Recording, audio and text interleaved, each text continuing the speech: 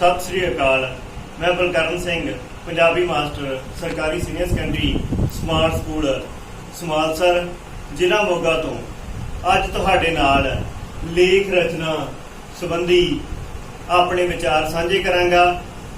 लेख रचना दे विषय ते जाण तो पहला मैं तुहाडे नाल लेख जां निबंध दीआं किस्मां बारे जानकारी साझी करांगा। विद्यार्थियों, जदों भी तुसीं लेख लिखना है ਤਾਂ ਉਹਦੀ किस्म ਤੁਹਾਡੇ ਦਿਮਾਗ ਵਿੱਚ ਹੋਣੀ ਚਾਹੀਦੀ ਆ ਵੀ ਲੇਖ ਦੀ ਕਿਹੜੀ ਵੰਨਗੀ ਨਾਲ ਸੰਬੰਧਿਤ ਹੈ। ਲਿਖਣ ਢੰਗ ਦੇ ਅਨੁਸਾਰ ਆਪਾਂ ਵਰਗ ਵੰਡ ਕੀਤੀ ਹੈ ਲੇਖਾਂ ਦੀ।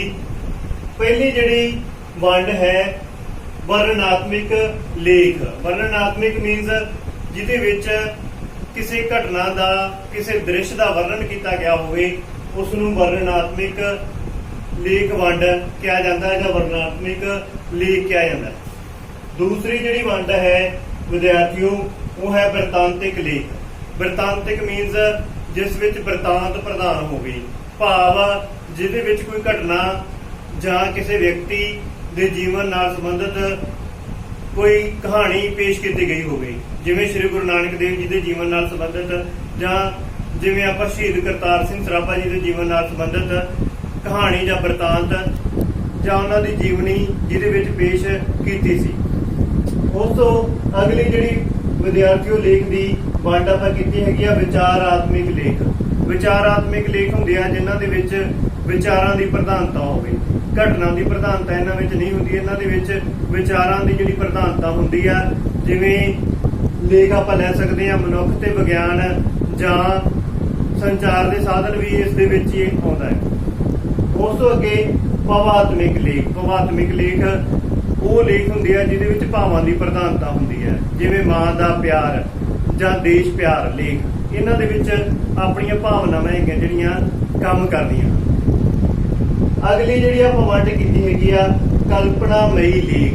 ਕਲਪਨਾ ਮੀਨਸ ਜਿਹਦੇ ਵਿੱਚ ਕਲਪਨਾ ਵਧੇਰੇ ਹੋਵੇ, ਕਲਪਨਾ ਪ੍ਰਧਾਨ ਹੋਵੇ।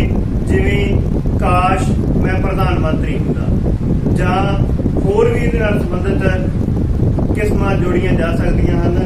ये लेख ਦੀਆਂ ਜਿਹੜੀਆਂ ਆਪਾਂ किस्मां बारे गल ਕੀਤੀ ਆ विद्यार्थियों, लेख लिखण ਦੇ ਢੰਗ ਅਨੁਸਾਰ ਹੈ। ਇਹ ਜਿਹੜੀਆਂ किस्मां ਇੱਕ ਦੂਜੇ ਜਾਂ ਇੱਕ ਵਰਗ ਤੋਂ ਦੂਜੇ ਵਰਗ ਦੇ ਵਿੱਚ ਜਾ ਸਕਦੀਆਂ ਕਿ ਵਿਅਕਤੀ ਦੀ ਰੁਚि ਦੇ ਅਨੁਸਾਰ ਜਾਂ ਸੋਚਣੀ ਦੇ ਅਨੁਸਾਰ ਇਹਨੂੰ ਆਪਾਂ ਇੱਕ ਤੋਂ ਦੂਜੇ ਵਰਗ ਦੇ ਵਿੱਚ ਵੀ ਸ਼ਾਮਲ ਕਰ ਸਕਦੇ ਹਾਂ। ਲੇਖ लिखण के ढंग अनुसार वंड आपां कीती है। जिवें कि आपां पहलां भी गल कीती सी भी लेख लिखण लई कुछ जरूरी नुकते जिहड़े तुसीं ध्यान विच रखणे आ। सब तो पहलां तुहानूं विषय बारे जानकारी होनी चाहिदी आ।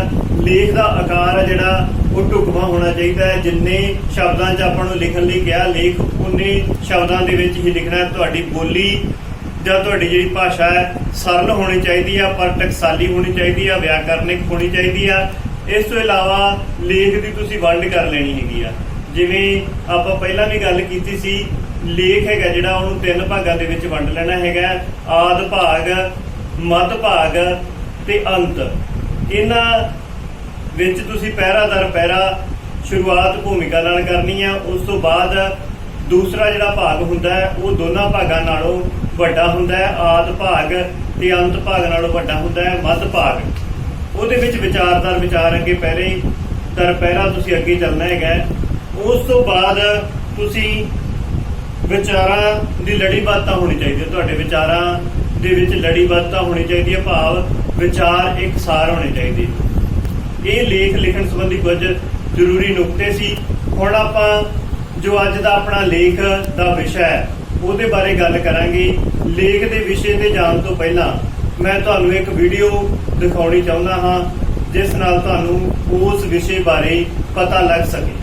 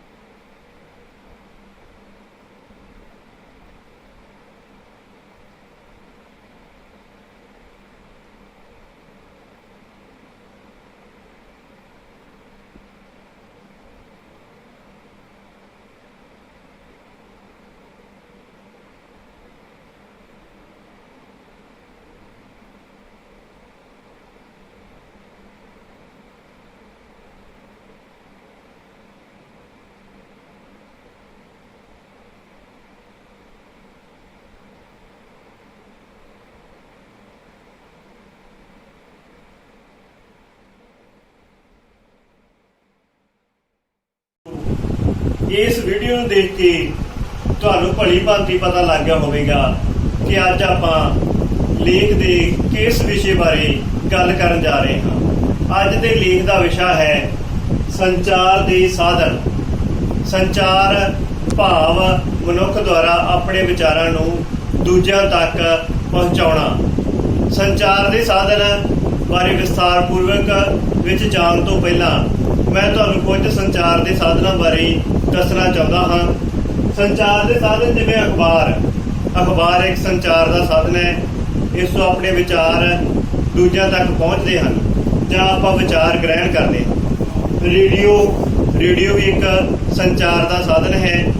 TV, telephone, mobile, computer, internet ਇਹ ਸੰਚਾਰ ਦੇ ਕੁਝ ਸਾਧਨ ਹਨ ਜੋ ਅੱਜ ਦੇ ਸਮੇਂ ਵਿੱਚ ਬਹੁਤ ਮਕਬੂਲ ਹਨ, ਜਿਨ੍ਹਾਂ ਬਾਰੇ ਤੁਹਾਨੂੰ ਭਲੀ ਭਾਂਤੀ ਗਿਆਨ ਹੈ।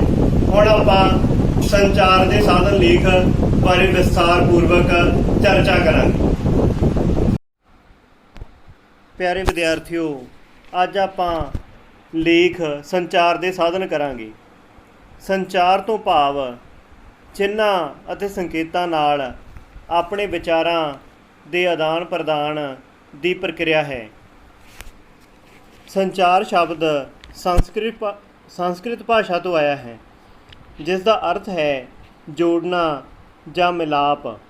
ਇਸ ਪ੍ਰਕਾਰ ਸੰਚਾਰ ਦੇ ਸਾਧਨ ਸਾਨੂੰ ਆਪਸ ਵਿੱਚ ਜੋੜਦੇ ਹਨ ਅਤੇ ਇੱਕ ਦੂਜੇ ਨੂੰ ਮਿਲਾਉਂਦੇ ਹਨ। ਅਸੀਂ ਆਪਣੇ ਵਿਚਾਰਾਂ ਜਾਂ ਸੂਚਨਾਵਾਂ ਨੂੰ ਇੱਕ ਦੂਜੇ ਤੱਕ ਪਹੁੰਚਾਉਂਦੇ ਹਾਂ। ਇਹੀ ਪ੍ਰਕਿਰਿਆ ਨੂੰ ਸੰਚਾਰ ਕਿਹਾ ਜਾਂਦਾ ਹੈ। ਜਿਹੜੇ ਸਾਧਨ ਸਾਡੀਆਂ ਸੂਚਨਾਵਾਂ, ਖਬਰਾਂ ਅਤੇ ਵਿਚਾਰਾਂ ਨੂੰ ਇੱਕ ਤੋਂ ਦੂਜੇ ਸਥਾਨ ਤੱਕ ਪਹੁੰਚਾਉਂਦੇ ਹਨ, ਉਹਨਾਂ ਨੂੰ ਸੰਚਾਰ ਦੇ ਸਾਧਨ ਕਿਹਾ ਜਾਂਦਾ ਹੈ। ਮਨੁੱਖ ਦੇ ਸਾਹਮਣੇ ਆਪਣੇ ਰਿਸ਼ਤੇਦਾਰਾਂ, ਸੰਬੰਧੀਆਂ ਅਤੇ ਸੱਜਣਾ ਮਿੱਤਰਾਂ ਤੱਕ ਆਪਣੇ ਸੰਦੇਸ਼ ਅਤੇ ਵਿਚਾਰ ਪਹੁੰਚਾਉਣ ਦੀ ਇੱਛਾ ਹਮੇਸ਼ਾ ਤੋਂ ਹੀ ਰਹੀ ਹੈ। ਇਸ ਦੇ ਨਾਲ ਹੀ ਉਹ ਆਪਣੇ ਵਿਚਾਰਾਂ ਅਤੇ ਭਾਵਨਾਵਾਂ ਨੂੰ ਵੱਧ ਤੋਂ ਵੱਧ ਲੋਕਾਂ ਤੱਕ ਪਹੁੰਚਾਉਣ ਦੀ ਵੀ ਇੱਛਾ ਰੱਖਦਾ ਹੈ। ਇਸੇ ਉਦੇਸ਼ ਦੀ ਪੂਰਤੀ ਲਈ ਮਨੁੱਖ ਹਮੇਸ਼ਾ ਯਤਨ ਕਰਦਾ ਆਇਆ ਹੈ। ਪੁਰਾਣੇ ਸਮੇਂ ਤੋਂ ਹੀ ਮਨੁੱਖ ਵੱਖ-ਵੱਖ ਸੰਚਾਰ ਦੇ ਸਾਧਨਾਂ ਰਾਹੀਂ ਇੱਕ ਦੂਜੇ ਤੱਕ ਸੰਦੇਸ਼ ਪਹੁੰਚਾਉਂਦੇ ਸਨ। ਪਹਿਲੇ ਸਮੇਂ ਵਿੱਚ ਜਦੋਂ ਲੋਕ ਪੜ੍ਹੇ ਲਿਖੇ ਨਹੀਂ ਸਨ ਤਾਂ ਉਹ ਆਪਣੇ ਵਿਚਾਰਾਂ ਨੂੰ ਜਾਂ ਸੰਦੇਸ਼ਾਂ ਨੂੰ ਢੋਲ ਵਜਾ ਕੇ ਇੱਕ ਦੂਜੇ ਤੱਕ ਪਹੁੰਚਾਉਂਦੇ ਸਨ। ਜਿਵੇਂ ਇਸ ਤਸਵੀਰ ਵਿੱਚ ਇੱਕ ਅਫਰੀਕੀ ਢੋਲ ਵਜਾ ਕੇ ਜੰਗਲ ਵਿੱਚ ਸੁਨੇਹਾ ਪਹੁੰਚਾ ਰਿਹਾ ਹੈ। ਇਸੇ ਪ੍ਰਕਾਰ ਮਨੁੱਖ ਲੋਕਾਂ ਨੂੰ ਇਕੱਠੇ ਕਰਕੇ ਢੋਲ ਵਜਾ ਕੇ ਆਪਣਾ ਸੰਦੇਸ਼ ਦੂਜਿਆਂ ਤੱਕ ਪਹੁੰਚਾਉਂਦੇ ਸਨ। ਹੌਲੀ ਹੌਲੀ ਸੰਚਾਰ ਦੇ ਹੋਰ ਵੀ ਸਾਧਨ ਹੋਂਦ ਵਿੱਚ ਆਏ। ਸੰਦੇਸ਼ੇ ਪਹੁੰਚਾਉਣ ਲਈ ਵੱਖ-ਵੱਖ ਸੰਚਾਰ ਦੇ ਸਾਧਨ ਵਰਤੇ ਜਾਣ ਲੱਗੇ, ਜਿਨ੍ਹਾਂ ਵਿੱਚ ਸੰਦੇਸ਼ਵਾਹਕ ਵੀ ਸ਼ਾਮਲ ਸਨ। ਸੰਦੇਸ਼ਵਾਹਕ ਘੋੜਿਆਂ ਉੱਪਰ ਸਵਾਰ ਹੋ ਕੇ ਇੱਕ ਤੋਂ ਦੂਜੇ ਥਾਂ ਤੱਕ ਸੰਦੇਸ਼ ਪਹੁੰਚਾਉਂਦੇ ਸਨ। ਕਈ ਵਾਰ ਸੁਨੇਹੇ ਆਦਿ ਪਹੁੰਚਾਉਣ ਲਈ ਸਿੱਖੇ ਹੋਏ ਪੰਛੀ, ਕਬੂਤਰ ਆਦਿ ਦੀ ਵਰਤੋਂ ਵੀ ਕੀਤੀ ਜਾਂਦੀ ਸੀ, ਪਰ ਇਹਨਾਂ ਸਾਰੇ ਸਾਧਨਾਂ ਵਿੱਚ ਸਮਾਂ ਵਧੇਰੇ ਲੱਗਦਾ ਸੀ। ਵਰਤਮਾਨ ਯੁੱਗ ਵਿੱਚ ਜਿੱਥੇ ਵਿਗਿਆਨਕ ਕਾਢਾਂ ਨੇ ਸਾਡੇ ਜੀਵਨ ਵਿੱਚ ਬਹੁਪੱਖੀ ਤਬਦੀਲੀ ਲੈ ਆਂਦੀ ਹੈ, ਉੱਥੇ ਇਹਨਾਂ ਕਾਢਾਂ ਨਾਲ ਸੰਚਾਰ ਦੇ ਖੇਤਰ ਵਿੱਚ ਵੀ ਹੈਰਾਨੀਕੁੰਨ ਤਰੱਕੀ ਹੋਈ ਹੈ। ਇਸ ਖੇਤਰ ਵਿੱਚ telephone, wireless mobile phone, computer, internet, ਡਾਕ ਤਾਰ ਰੇਡੀਓ ਅਤੇ ਟੈਲੀਵਿਜ਼ਨ ਦੀਆਂ ਕਾਢਾਂ ਅਤਿਅੰਤ ਮਹੱਤਵਪੂਰਨ ਹਨ। ਚਿੱਠੀਆਂ ਲਿਖਣ ਦਾ ਸਿਲਸਿਲਾ ਪਹਿਲਾਂ ਵੀ ਹੁੰਦਾ ਸੀ, ਪਰ ਡਾਕ ਵਿਭਾਗ ਦੇ ਹੋਂਦ ਵਿੱਚ ਆਉਣ ਨਾਲ ਚਿੱਠੀਆਂ ਲਿਖਣੀਆਂ ਅਤੇ ਚਿੱਠੀਆਂ ਪਹੁੰਚਾਉਣੀਆਂ ਸੌਖੀਆਂ ਹੋ ਗਈਆਂ। ਇਹ ਸੰਚਾਰ ਦਾ ਸਸਤਾ, ਕਾਫੀ ਭਰੋਸੇਯੋਗ ਅਤੇ ਲੋਕਪ੍ਰਿਯ ਸਾਧਨ ਹੈ। ਡਾਕੀਆ ਘਰ ਘਰ ਜਾ ਕੇ ਚਿੱਠੀਆਂ ਵੰਡਦਾ ਸੀ। ਭਾਵੇਂ ਹੁਣ ਚਿੱਠੀਆਂ ਲਿਖਣ ਦਾ ਸਿਲਸਿਲਾ ਘਟਿਆ ਹੈ, ਪਰ ਫਿਰ ਵੀ ਸੰਚਾਰ ਦਾ ਸਾਧਨ ਡਾਕ ਅਤੀ ਮਹੱਤਵਪੂਰਨ ਹੈ। ਲੋਕ ਆਪਣੇ ਵਿਚਾਰ ਲਿਖਤੀ ਰੂਪ ਵਿੱਚ ਆਪਣੇ ਦੋਸਤਾਂ, ਮਿੱਤਰਾਂ ਅਤੇ ਸੰਬੰਧੀਆਂ ਤੱਕ ਪਹੁੰਚਾਉਂਦੇ ਸਨ ਅਤੇ ਕਈ ਵਾਰ ਮਨੀ ਆਰਡਰ ਰਾਹੀਂ ਇੱਕ ਦੂਜੇ ਨੂੰ ਪੈਸੇ ਵੀ ਭੇਜਦੇ ਸਨ। ਡਾਕ ਤਾਰ ਦੀ ਸੰਚਾਰ ਦੇ ਖੇਤਰ ਵਿੱਚ ਬਹੁਤ ਮਹੱਤਤਾ ਹੈ। ਰੇਡੀਓ ਦੇ ਆਉਣ ਨਾਲ ਵੀ ਸੰਚਾਰ ਦੇ ਸਾਧਨ ਇੱਕ ਪ੍ਰਕਾਰ ਨਾਲ ਕਾਫੀ ਵਿਕਸਿਤ ਹੋ ਗਏ। ਰੇਡੀਓ ਰਾਹੀਂ ਖਬਰਾਂ ਦੂਰ ਦਰਾਡੇ ਦੇ ਖੇਤਰਾਂ ਤੱਕ ਪਹੁੰਚਾਈਆਂ ਜਾਣ ਲੱਗੀਆਂ ਅਤੇ ਇਹ ਵੀ ਸੰਚਾਰ ਦਾ ਮਹੱਤਵਪੂਰਨ ਸਾਧਨ ਬਣਿਆ। ਇਹ ਦੂਰ ਦਰਾਡੇ ਦੇ ਖੇਤਰ ਤੱਕ ਆਪਣੀ ਪਹੁੰਚ ਬਣਾਉਣ ਵਿੱਚ ਸਫਲ ਹੋ ਸਕਿਆ। ਸਿੱਖਿਆ ਦੇ ਖੇਤਰ ਵਿੱਚ ਵੀ ਰੇਡੀਓ ਦੁਆਰਾ ਕੀਤੇ ਜਾਣ ਵਾਲੇ ਕੰਮ ਭੁਲਾਏ ਨਹੀਂ ਜਾ ਸਕਦੇ। ਛਾਪਾਖਾਨਾ ਸ਼ੁਰੂ ਹੋਣ ਨਾਲ ਅਖਬਾਰ ਛਾਪਣ ਦਾ ਸਿਲਸਿਲਾ ਵੀ ਸ਼ੁਰੂ ਹੋਇਆ। ਭਾਰਤ ਵਿੱਚ ਛਪਣ ਵਾਲਾ ਪਹਿਲਾ ਅਖਬਾਰ ਬੰਗਾਲ ਗੈਜ਼ਟ ਸੀ, ਜੋ ਕਿ ਬੰਗਾਲੀ ਭਾਸ਼ਾ ਵਿੱਚ ਛਪਦਾ ਸੀ। ਹੌਲੀ ਹੌਲੀ ਹੋਰਨਾਂ ਭਾਸ਼ਾਵਾਂ ਵਿੱਚ ਵੀ ਅਖਬਾਰ ਛਾਪੇ ਜਾਣ ਲੱਗੇ ਅਤੇ ਇਹ ਵੀ ਸੰਚਾਰ ਦਾ ਸਾਧਨ ਬਣ ਗਿਆ। ਲੋਕ ਦੂਰ ਦਰਾਡੇ ਦੀਆਂ ਅਤੇ ਸੰਸਾਰ ਦੀਆਂ ਖਬਰਾਂ ਪੜ੍ਹਨ ਲੱਗੇ ਅਤੇ ਵਿਚਾਰਾਂ ਦਾ ਆਦਾਨ ਪ੍ਰਦਾਨ ਸ਼ੁਰੂ ਹੋ ਗਿਆ। ਜਿਵੇਂ ਜਿਵੇਂ ਵਿਗਿਆਨ ਨੇ ਤਰੱਕੀ ਕੀਤੀ, ਉਵੇਂ ਉਵੇਂ ਹੀ ਸੰਚਾਰ ਦੇ ਸਾਧਨਾਂ ਵਿੱਚ ਵੀ ਤਰੱਕੀ ਹੋਈ। ਮਨੁੱਖ ਆਪਣੇ ਵਿਚਾਰਾਂ ਨੂੰ ਪਹਿਲਾਂ ਚਿੱਠੀਆਂ ਅਤੇ ਪੱਤਰਾਂ ਰਾਹੀਂ ਇੱਕ ਦੂਜੇ ਤੱਕ ਭੇਜਦਾ ਸੀ, ਪਰ ਹੌਲੀ ਹੌਲੀ ਇਹਨਾਂ ਵਿੱਚ ਵੀ ਤਬਦੀਲੀ ਆਈ, ਕਿਉਂਕਿ ਸੰਚਾਰ ਦੇ ਸਾਧਨਾਂ ਵਿੱਚ ਵੀ ਵਿਗਿਆਨਕ ਕਾਢਾਂ ਨੇ ਤਬਦੀਲੀ ਲੈ ਆਂਦੀ। ਟੈਲੀਫੋਨ ਦੀ ਕਾਢ ਨਾਲ ਮਨੁੱਖ ਇੱਕ ਦੂਜੇ ਨਾਲ ਗੱਲਬਾਤ ਕਰਨੀ ਸ਼ੁਰੂ ਕਰਨ ਲੱਗਿਆ। ਪਹਿਲਾਂ ਜਿੱਥੇ ਮਨੁੱਖ ਚਿੱਠੀਆਂ ਰਾਹੀਂ ਆਪਣੇ ਵਿਚਾਰ ਦੂਜਿਆਂ ਨਾਲ ਸਾਂਝੇ ਕਰਦਾ ਸੀ, ਹੁਣ ਉਹ ਦੇਸ਼ ਵਿਦੇਸ਼ ਵਿੱਚ ਬੈਠੇ ਆਪਣੇ ਦੋਸਤਾਂ, ਰਿਸ਼ਤੇਦਾਰਾਂ ਅਤੇ ਸੰਬੰਧੀਆਂ ਨਾਲ ਗੱਲਾਂ ਕਰਨ ਲੱਗ ਪਿਆ। ਸੰਚਾਰ ਦਾ ਅਗਲਾ ਮਹੱਤਵਪੂਰਨ ਸਾਧਨ ਟੈਲੀਵਿਜ਼ਨ ਹੈ। ਜਿੱਥੇ ਰੇਡੀਓ ਰਾਹੀਂ ਸਿਰਫ ਆਵਾਜ਼ ਹੀ ਪਹੁੰਚਦੀ ਸੀ, ਉੱਥੇ ਟੈਲੀਵਿਜ਼ਨ ਵਿੱਚ ਆਵਾਜ਼ ਅਤੇ ਤਸਵੀਰ ਦੋਨੋਂ ਸ਼ਾਮਿਲ ਸਨ। ਇਹ ਸੰਚਾਰ ਦਾ ਜੀਵਨਮਈ ਸਾਧਨ ਬਣਿਆ। ਇਸ ਰਾਹੀਂ ਕਿਸੇ ਥਾਂ 'ਤੇ ਚੱਲ ਰਹੇ ਪ੍ਰੋਗਰਾਮ ਨੂੰ ਸਿੱਧੇ ਪ੍ਰਸਾਰਣ ਦੇ ਰੂਪ ਵਿੱਚ ਵੀ ਵਿਖਾਇਆ ਜਾ ਸਕਦਾ ਹੈ। ਇਸ ਰਾਹੀਂ ਕਿਸਾਨਾਂ, ਵਿਦਿਆਰਥੀਆਂ ਅਤੇ ਆਮ ਲੋਕਾਂ ਨਾਲ ਸੰਬੰਧਿਤ ਜਾਣਕਾਰੀ ਪਹੁੰਚਾਈ ਜਾਣ ਲੱਗੀ ਅਤੇ ਇਹ ਲੋਕਾਂ ਵਿੱਚ ਅਤੀ ਮਹੱਤਵਪੂਰਨ ਸਾਧਨ ਬਣ ਗਿਆ। ਸਿੱਖਿਆ ਦੇ ਖੇਤਰ ਵਿੱਚ ਵੀ ਟੈਲੀਵਿਜ਼ਨ ਦਾ ਬਹੁਤ ਯੋਗਦਾਨ ਹੈ। ਅੱਜ ਦੇ ਸਮੇਂ ਵਿੱਚ ਵੀ ਟੈਲੀਵਿਜ਼ਨ ਸਿੱਖਿਆਦਾਇਕ ਸਾਧਨ ਵਜੋਂ ਪ੍ਰਚਲਿਤ ਹੈ। ਕੰਪਿਊਟਰ ਸੰਚਾਰ ਦਾ ਇੱਕ ਅਤੀ ਮਹੱਤਵਪੂਰਨ ਸਾਧਨ ਬਣ ਚੁੱਕਿਆ ਹੈ। ਇਸ ਨੇ ਸੰਚਾਰ ਦੇ ਖੇਤਰ ਵਿੱਚ ਕ੍ਰਾਂਤੀ ਲੈ ਆਂਦੀ ਹੈ। ਇਹ ਸੂਚਨਾ ਅਤੇ ਸੰਚਾਰ ਦੇ ਖੇਤਰ ਵਿੱਚ ਅੱਜ ਦੇ ਸਮੇਂ ਵਿੱਚ ਸਭ ਤੋਂ ਮਹੱਤਵਪੂਰਨ ਸਾਧਨ ਬਣਿਆ ਹੋਇਆ ਹੈ ਅਤੇ ਵਰਤਮਾਨ ਸਮੇਂ ਵਿੱਚ ਸਭ ਤੋਂ ਹਰਮਨ ਪਿਆਰਾ, ਤੇਜ਼ ਅਤੇ ਸਹੂਲਤਾਂ ਭਰਿਆ ਸਾਧਨ ਹੈ। ਟੈਲੀਫੋਨ ਤੋਂ ਬਾਅਦ ਮੋਬਾਈਲ ਫੋਨ ਆਉਣ ਨਾਲ ਜਿੱਥੇ ਮਨੁੱਖ ਪਹਿਲਾਂ ਸਿਰਫ ਆਪਣੇ ਮਿੱਤਰਾਂ, ਸੰਬੰਧੀਆਂ ਅਤੇ ਰਿਸ਼ਤੇਦਾਰਾਂ ਨਾਲ ਗੱਲਬਾਤ ਹੀ ਕਰਦਾ ਸੀ, ਮੋਬਾਈਲ ਫੋਨ 'ਤੇ ਸੰਦੇਸ਼ ਅਤੇ ਤਸਵੀਰਾਂ ਵੀ ਸਾਂਝੀਆਂ ਕਰਨ ਲੱਗਿਆ ਅਤੇ ਵਿਚਾਰਾਂ ਦੇ ਆਦਾਨ ਪ੍ਰਦਾਨ ਦੇ ਨਾਲ ਨਾਲ ਬੋਲਾਂ ਦਾ ਆਦਾਨ ਪ੍ਰਦਾਨ ਵੀ ਸ਼ੁਰੂ ਹੋ ਗਿਆ।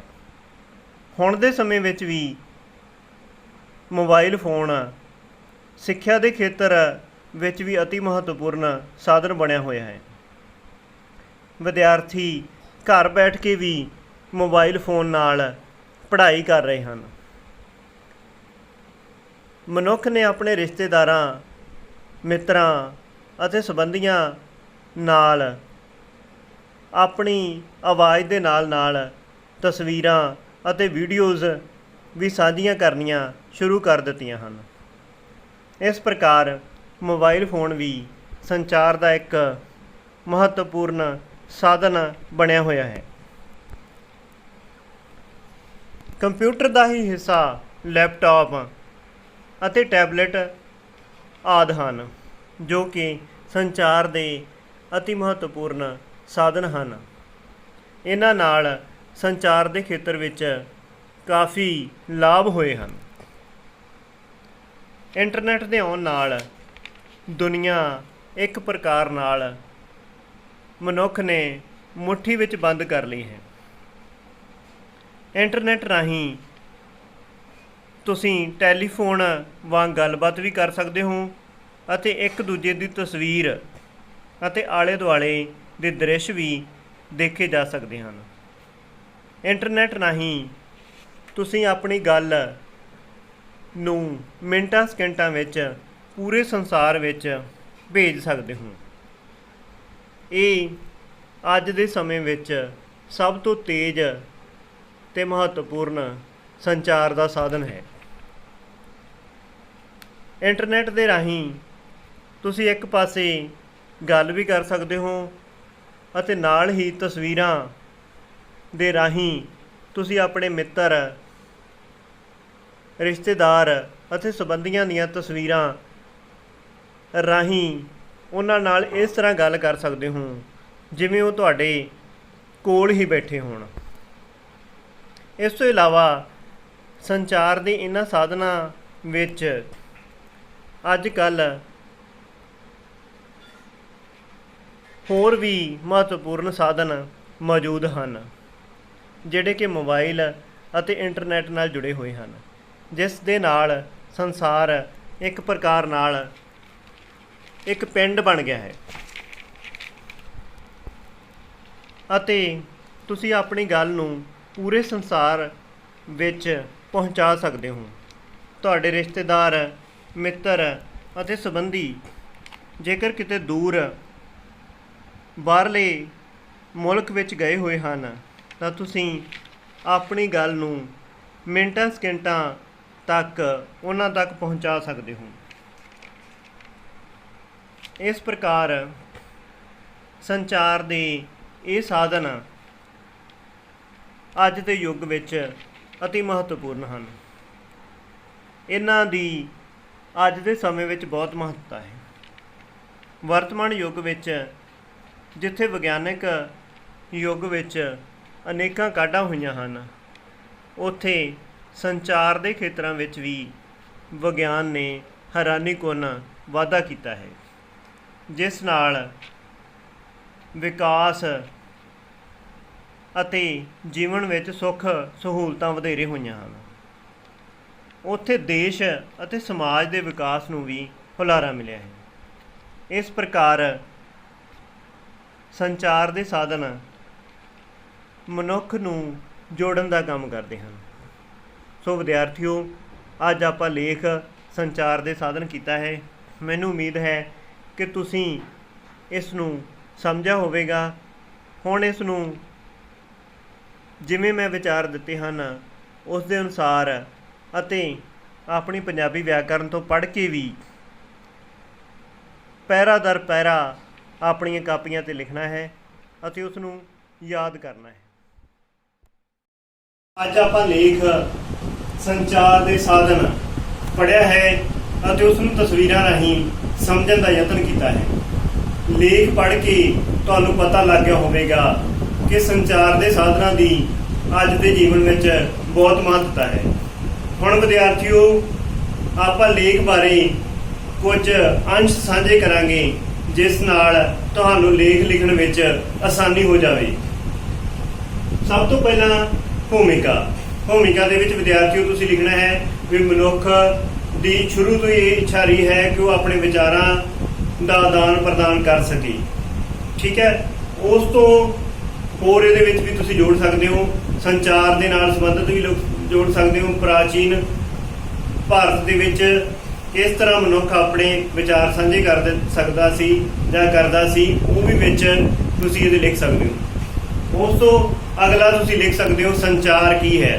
ਦੂਸਰਾ ਜਿਹੜਾ ਮੁੱਖ ਅੰਸ਼ ਲੇਖ ਪੜ੍ਹ ਕੇ ਆਪਾਂ ਨੂੰ ਪਤਾ ਲੱਗਦਾ ਹੈ ਵੀ ਸੰਚਾਰ ਬਾਰੇ ਆਪਾਂ ਵਧੇਰੇ ਗੱਲ ਕੀਤੀ ਹੈ। ਸੰਚਾਰ ਦਾ ਭਾਵ ਹੈ ਆਪਣੇ ਵਿਚਾਰਾਂ, ਸੂਚਨਾਵਾਂ, ਖਬਰਾਂ ਨੂੰ ਦੂਜਿਆਂ ਤੱਕ ਪਹੁੰਚਾਉਣਾ।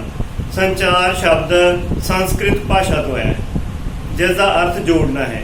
ਇਸ ਪ੍ਰਕਾਰ ਸੰਚਾਰ ਤੋਂ ਭਾਵ ਦੂਜਿਆਂ ਨਾਲ ਆਪਣੇ ਵਿਚਾਰ ਜੋੜਨਾ, ਦੂਜਿਆਂ ਤੱਕ ਸੂਚਨਾਵਾਂ ਪਹੁੰਚਾਉਣੀਆਂ, ਇਹ ਸੰਚਾਰ ਵਿੱਚ ਆਉਂਦਾ ਹੈ।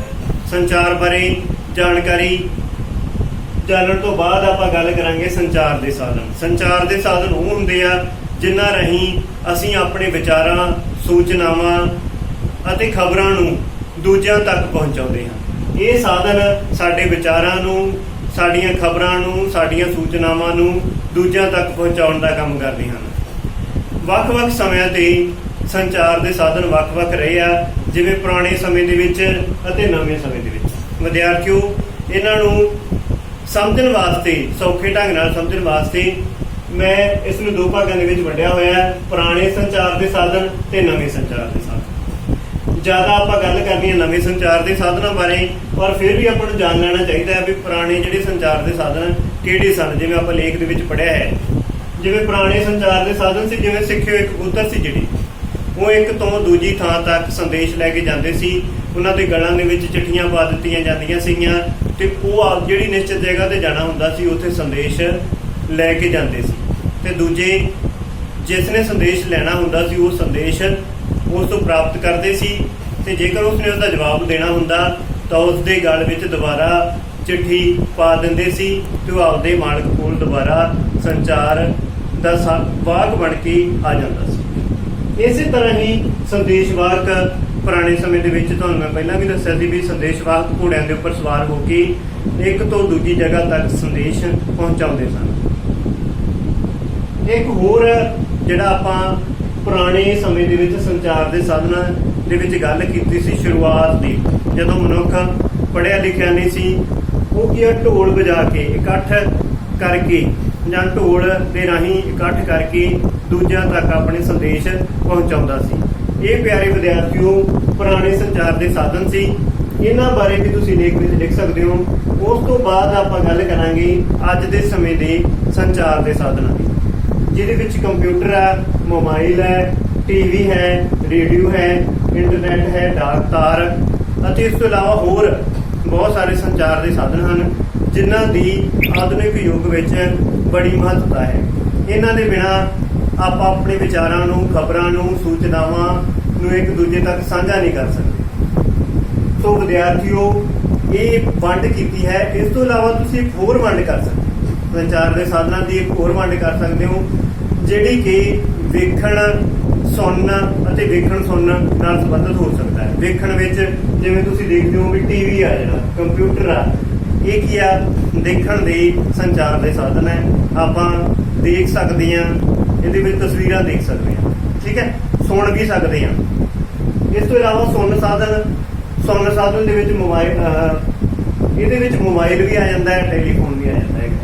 ਤੇ ਦੇਖਣ ਸੁਣਨ ਦੇ ਸਾਧਨ ਜਿਵੇਂ ਮੈਂ ਤੁਹਾਨੂੰ ਪਹਿਲਾਂ ਦੱਸਿਆ, ਕੰਪਿਊਟਰ ਦੇਖਣ ਦਾ ਵੀ ਹੈ, ਸੁਣਨ ਦਾ ਵੀ ਸਾਧਨ ਹੈ। ਟੀਵੀ ਵੀ ਦੇਖਣ ਤੇ ਸੁਣਨ ਦਾ ਸੰਚਾਰ ਦਾ ਇੱਕ ਸਾਧਨ ਹੈ।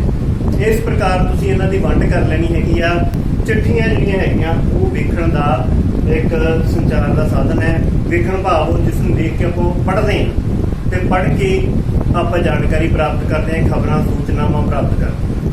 ਇਹ ਵਿਦਿਆਰਥੀਓ ਸੰਚਾਰ ਦੇ ਸਾਧਨ ਸਨ ਜਿਨ੍ਹਾਂ ਬਾਰੇ ਆਪਾਂ ਵਿਚਾਰ ਚਰਚਾ ਕੀਤੀ ਹੈ। ਮੈਨੂੰ ਉਮੀਦ ਹੈ ਵੀ ਤੁਹਾਨੂੰ ਇਹ ਸੰਚਾਰ ਦੇ ਸਾਧਨ ਲੇਖ ਸਮਝ ਆ ਗਿਆ ਹੋਵੇਗਾ। ਪਿਆਰੇ ਵਿਦਿਆਰਥੀਓ, ਜਿਵੇਂ ਕਿ ਆਪਾਂ ਸਾਰੇ ਜਾਣਦੇ ਹਾਂ ਕਿ ਕਰੋਨਾ ਨਾਮ ਦੀ ਇੱਕ ਭਿਆਨਕ ਬਿਮਾਰੀ ਕਰਕੇ ਸਾਰੇ ਵਿਦਿਅਕ ਸੰਸਥਾਵਾਂ, ਸਕੂਲ, ਕਾਲਜ ਬੰਦ ਆ ਤੇ ਆਪਾਂ ਵੀ ਕੀ ਆ, ਆਪਦੀ ਜਿਹੜੀ ਪੜ੍ਹਾਈ ਹੈਗੀ ਆ ਇਹਨਾਂ ਸੰਚਾਰ ਦੇ ਸਾਧਨਾਂ ਦੇ ਰਾਹੀਂ ਹੀ ਪ੍ਰਾਪਤ ਕਰ ਰਹੇ ਹਾਂ। ਕਿਵੇਂ ਸੰਚਾਰ ਦੇ ਸਾਧਨ ਇਹਦੇ ਵਿੱਚ ਸਹਾਇਕ ਹੋ ਰਹੇ ਆ, ਜਿਵੇਂ ਕੰਪਿਊਟਰ, ਮੋਬਾਈਲ, ਟੀਵੀ, ਰੇਡੀਓ। ਹਰੇਕ ਵਿਦਿਆਰਥੀ ਦੇ ਘਰ ਦੇ ਵਿੱਚ ਟੀਵੀ ਮੌਜੂਦ ਹੈ ਤੇ ਟੀਵੀ ਦੇ ਉੱਤੇ ਤੁਸੀਂ ਕੀ ਹੈਗੀ ਆਪਦੀ ਪੜ੍ਹਾਈ ਜਾਰੀ ਰੱਖ ਰਹੇ ਹੋ। ਮੋਬਾਈਲ ਦੇ ਉੱਤੇ ਤੁਹਾਡੇ ਅਧਿਆਪਕ ਤੁਹਾਨੂੰ ਕੰਮ ਭੇਜ ਰਹੇ ਹੈਗੇ ਆ। ਇਸੇ ਤਰ੍ਹਾਂ ਰੇਡੀਓ ਦੇ ਉੱਤੇ ਵੀ ਸਿੱਖਿਆ ਦੇ ਨਾਲ ਸੰਬੰਧਿਤ ਕਈ ਪ੍ਰੋਗਰਾਮ ਚੱਲ ਰਹੇ ਆ। ਇਸ ਕਰਕੇ ਇਹਨਾਂ ਦੀ ਸਾਡੇ ਜੀਵਨ ਦੇ ਵਿੱਚ ਬਹੁਤ ਮਹੱਤਤਾ ਹੈ। ਪਿਆਰੇ ਵਿਦਿਆਰਥੀਓ, ਇਹਨਾਂ ਸੰਚਾਰ ਦੇ ਸਾਧਨਾਂ ਦਾ ਹਮੇਸ਼ਾ ਸਦਉਪਯੋਗ ਕਰਨਾ ਹੈ। ਸਦਉਪਯੋਗ ਭਾਵ ਜਿਹੜੇ ਇਹਦੇ ਲਾਭ ਆ ਉਹਨਾਂ ਨੂੰ ਹਮੇਸ਼ਾ ਆਪਾਂ ਅੱਗੇ ਲੈ ਕੇ ਚੱਲਣਾ ਹੈਗਾ। ਇਹਦਾ ਦੁਰਉਪਯੋਗ ਕਦੇ ਵੀ ਨਹੀਂ ਕਰਨਾ। ਸੋ ਪਿਆਰੇ ਵਿਦਿਆਰਥੀਓ, ਜੋ ਅੱਜ ਆਪਾਂ ਲੇਖ ਕੀਤਾ ਹੈ ਸੰਚਾਰ ਦੇ ਸਾਧਨ, ਉਸ ਨੂੰ ਚੰਗੀ ਤਰ੍ਹਾਂ ਸਮਝਣਾ ਹੈ ਅਤੇ ਸਮਝਣ ਤੋਂ ਬਾਅਦ ਆਪਣੀਆਂ ਕਾਪੀਆਂ ਉੱਪਰ ਇਸ ਨੂੰ ਲਿਖਣਾ ਹੈ, ਲਿਖ ਕੇ ਇਸ ਨੂੰ ਯਾਦ ਕਰਨਾ ਹੈ। ਮੈਨੂੰ ਉਮੀਦ ਹੈ ਕਿ ਤੁਸੀਂ ਦਿੱਤਾ ਹੋਇਆ ਕੰਮ ਜ਼ਰੂਰ ਕਰੋਗੇ ਅਤੇ ਸਮੇਂ-ਸਮੇਂ ਤੇ ਆਪਣਾ ਕੰਮ ਪੂਰਾ ਕਰਦੇ ਰਹੋਗੇ। ਧੰਨਵਾਦ।